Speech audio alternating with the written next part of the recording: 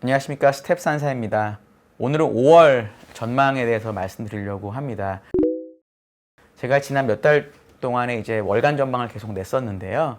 그 월간 전망을 내는 동안에 시장에 대한 얘기를 저는 거의 드린 적이 없는 것 같아요.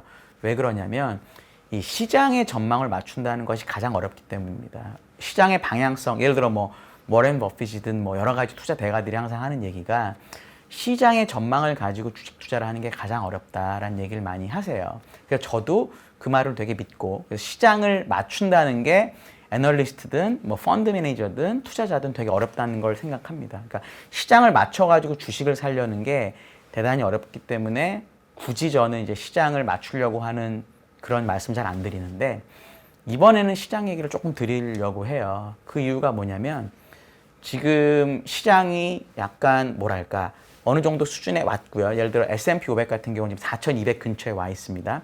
이게 작년 3월에 바닥이 얼마였냐면 2,250 정도 됐어요.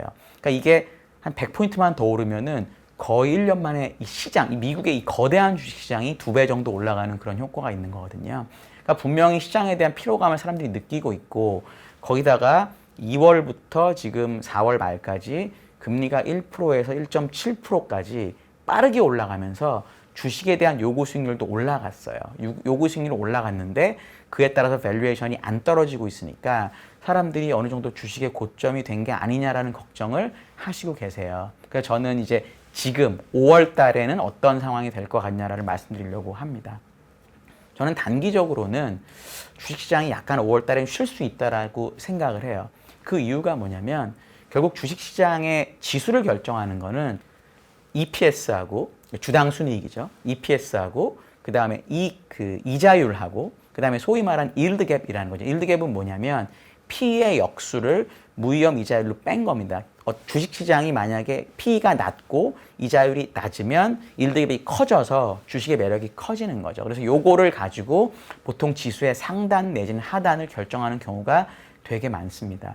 근데 이 하나하나의 요소를 살펴보면 먼저 일드 갭을 보시면 일드 갭은 PER의 역수예요. 그러니까 PER의 역수니까 지금 주식시장에 정해져 있습니다. 이익이 많이 변하지만 않으면. 그리고 이자율도 정해져 있어요. 이거를 과거 5년 또는 10년 평균하고 비교하는 거죠. 그러니까 과거 5년하고 10년 평균 대비 지금 어디 있는지에 따라서 이 일드 갭이 결정이 되는데, 예를 들어 한 달 변한다고 해서 과거 5년 내지 10년 평균의 일드 갭이 많이 변하지 않죠. 그러니까 결국 만약에 5년 치다 그럼 60개월 치잖아요. 그럼 여기서 하나 빠지고 여기서 들어오는 거니까 이 전체 일드 갭을 크게 변화시키지가 않는 거죠.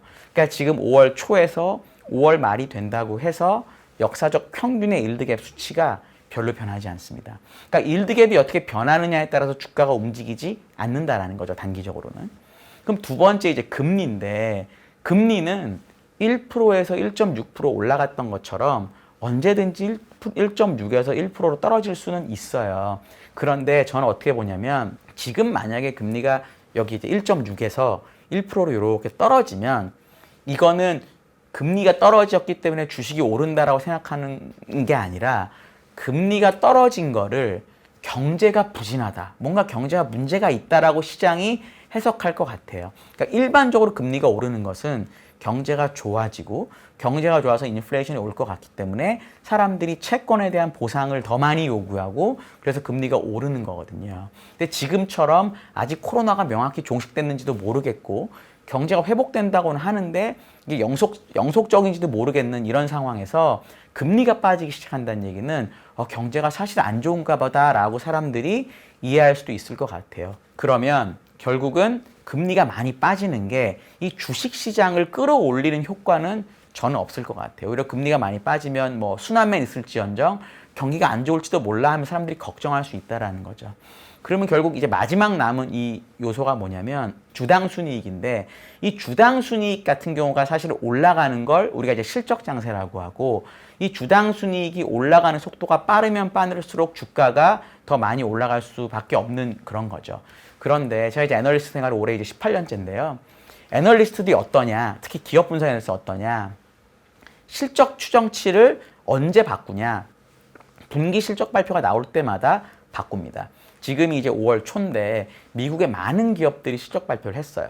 그러니까 그 실적 발표를 했다는 얘기는 결국 애널리스트들이 대부분 그 실적을 보고 그 실적 추정치를 추정치에다 반영을 했다라는 거죠.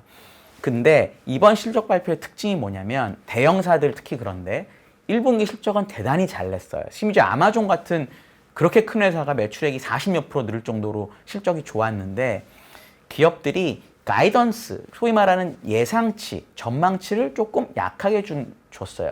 예를 들어 애플 같은 경우에 2분기 실적을 얘기해 주면서 2분기 매출이 전년 동기 대비 2자릿수 이상 성장한다고 이야기를 했어요. 이건 되게 좋은데 뒤에 어떤 단서가 붙었냐면 분기, 1분기 대비 2분기, 전 캘린더를 얘기합니다. 애플은 약간 분기가 다르지만 그러니까 캘린더 기준으로 봤을 때 1분기 대비 2분기의 감소율이 역사적으로 원래 항상 떨어지거든요. 이 떨어지는 폭보다 클 수 있다라고 이야기를 했습니다.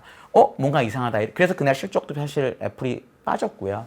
그다음에 미국 은행들을 보시면 1분기가 바닥이라는 점, 그러니까 순이자 마진의 바닥이라는 점은 되게 얘기를 많이 했는데 하반기에 좋아진다라는 얘기를 별로 안 했어요. 그러니까 그러면서 어떤 일이 벌어지냐면 애널리스트 입장에서는 일단 1분기 실적 잘 나온 거는 내가 추정치에 반영을 하는데 2분기, 3분기, 4분기에 대해서 회사가 그렇게 공격적으로 얘기를 안 해줬기 때문에 2분기, 3분기, 4분기 추정치를 많이 올리지 않는 거죠. 그러다 보니까 현재 추정치 나오는 거를 보면 올해 연간으로 보면 그러니까 올해 1월 초에 작년 실적 나올 때는 추정치가 되게 많이 올라갔어요. S&P 500 EPS 추정치가 확 올라갔는데 지금은 그 올라가는 폭이 별로 크지 않습니다. 전 이걸 어떻게 느끼냐. 1분기 올라간 것만 반영하고 2, 3, 4분기를 반영을 안 하는 거죠. 그러면 지금부터 7월 말까지, 7월 말이 왜 7월 말이냐? 7월 말이면 2분기 실적이 나오는 시기예요. 그러니까 2분기 실적이 나올 때까지는 애널리스트들이 아마도 실적 추정치를 별로 바꾸지 않을 거예요. 그러니까 중간에 추정치를 바꾸려면 뭔가 이벤트가 있어야 돼요. 그 기업에 뭔가 특별한 이벤트가 있거나 작년 코로나처럼 무슨 뭐 큰 이슈가 터지거나 이래야 되는데 그런 게 아니면 일반적으로 연구원들은 그 다음 분기 실적 발표 때까지 기다립니다. 그러면 지금부터 한 달, 한 달 반, 요 기간 동안에는 실적 추정치가 올라갈 수 있는 룸이 대단히 떨어지는 거죠. 그러면 일득의 변화 없고요. 금리 떨어지는 건 경기 악화의 영향이고 EPS도 추정치가 많이 안 올라간다고 하면 현재 이 높은 밸류에이션을 정당화하기 위해서는 결국 시간이 필요한 거죠.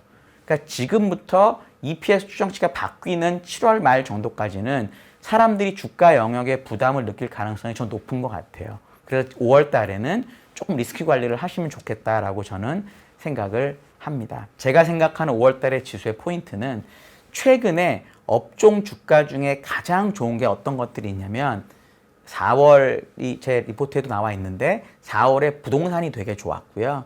그리고 최근에 좋은 게 필수 소비재예요. 그러니까 사람들이 어떻게 플레이하고 있냐면 경기가 주가가 조금 쉴 것 같다. 그래서 나는 소위 말하는 경기 방어주로 좀 도망가야겠다라고 생각을 하는 것 같아요. 일반적으로 미국에서 경기 방어주라 함은 부동산, 유틸리티, 필수 소비재, 그 다음에 바이오 말고요. 전체 헬스케어 이렇게 보통 많이 가져가는데요. 이 중에서 부동산 같은 경우가 지난달에 많이 오른 이유는 부동산은 지금 미국 부동산 시장이 좋은데 이 미국의 부동산은 건설사가 아니고 리츠사들입니다. 근데 리츠사들은 배당이 되게 안정적이기 때문에 사실 금리가 오르는 기간에는 아무리 부동산 업황이 좋아도 주가가 안 됐었어요. 근데 지난달에 금리가 좀 안정화가 되면서 이제 부동산에서 결국은 그 경기 방어주로서의 역할을 한 거죠. 그러니까 지금 5월달 같은 경우는 제가 말씀드렸던 이런 업종을 일부 담아서 리스크 관리를 하는 게 좋겠다라고 저는 생각을 하고요. 그리고 5월달에 제가 이제 요 전에 말씀드렸던 중소형 성장주, 바이오 같은 것들이 만약에 다시 전저점 근처로 온다든지 나스닥이 다시 전저점 근처로 떨어지는 그런 상황이 벌어지면은 그때는 진짜 적극적으로 좀 긍정적으로 쳐다보시는 게 저는 이제 올해 하반기를 놓고 되게 좋게 생각이 됩니다. 그래서 이런 정도로 5월 달에는 한번 대응을 해보시면 어떨까라고 생각을 합니다. 여기까지 말씀드리고요. 이 업황에 대해서 궁금하신 거 있으시면 질문 주시면 제가 다음에 답변 드리겠습니다. 감사합니다.